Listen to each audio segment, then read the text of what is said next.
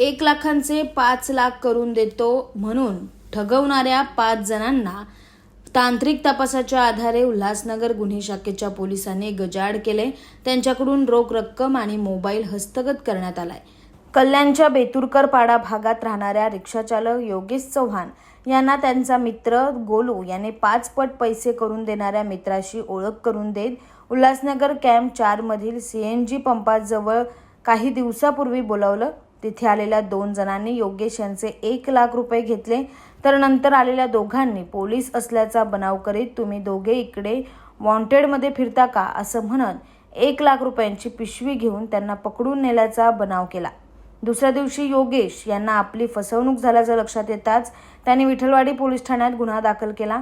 या गुन्ह्याच्या समांतर तपासात उल्हासनगर गुन्हे शाखेने सापळा रचून गोलू उर्फ नरेश गायकवाड, गणेश दुर्गे, प्रशांत शेट्टे, वीरेंद्र वाल्मिकी आणि गौतम सोनी यांना ताब्यात घेत त्यांच्याकडून 13,500 रुपये हस्तगत केले असून या ठगांना बेड्या ठोकण्यात आल्या आहेत।